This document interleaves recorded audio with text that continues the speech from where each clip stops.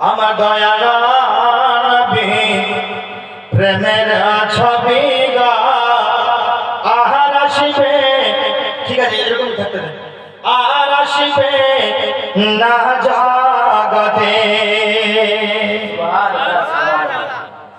আচ্ছা এটা কার গজল বলতে পারবেন? আগে যখন আমরা ছোট ছিলাম অনেক দিন থেকে কিন্তু এই গজল শুনি। জি জি, এটা হচ্ছে গজলটা আপনার গিয়ে তফাজ্জুল হোসেন ভৈরব, আমার বাবারা চিনতে পেরেছেন তফাজ্জুল হোসেন, বাংলাদেশে এই ইন্তেকাল হয়েছে।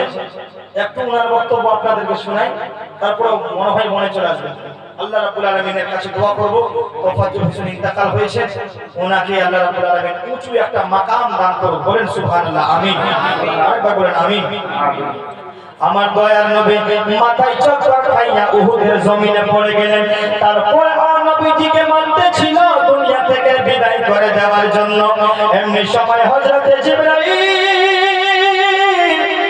এইভাবে দুইটা হাত বাড়াইয়া আমার আপনার নবীকে কোলে উঠাইছে, তাদের সামনে থেকে টান দিয়ে সরাইয়া নিয়ে আসছে।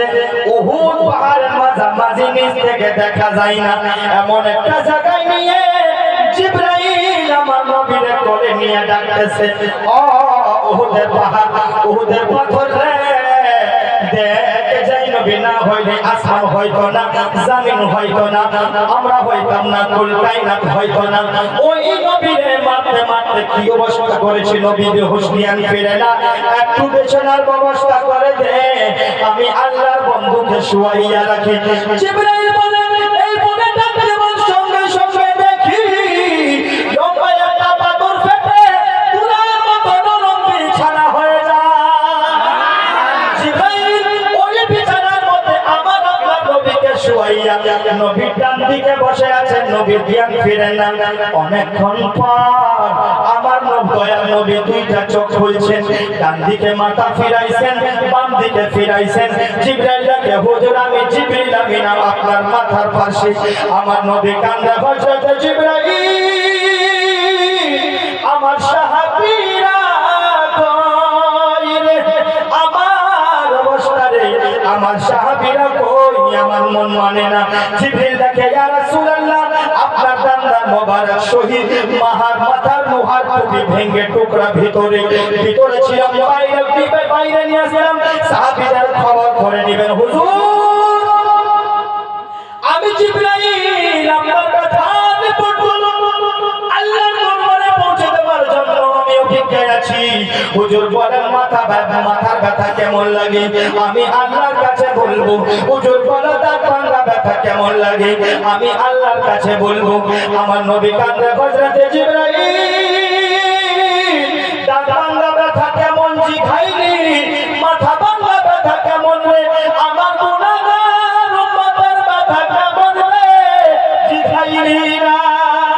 জিখাই শোনো, দাঁত ভাঙা ব্যথা মাথা ভাঙা ব্যথা চাইতে রে আমার গুনাহগার উম্মতের ব্যথা বেশি।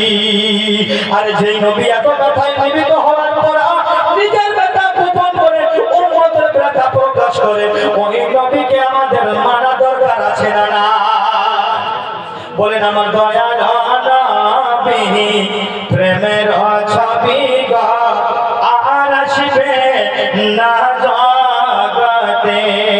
আমার দয়াল নবী প্রেমের ছবি গা আর আসিবে না জগতে।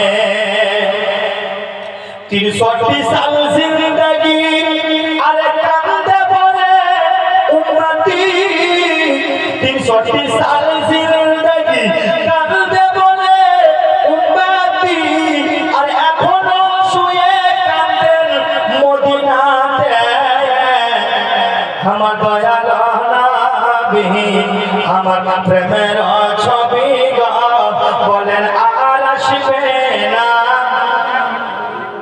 বলেন দয়াল নবী প্রেমের ছবি গা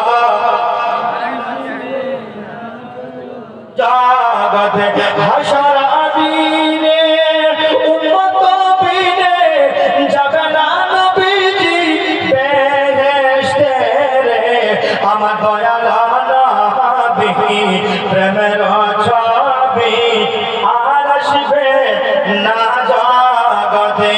আলোর সঠিক পথ লাইক করুন, সাবস্ক্রাইব করুন।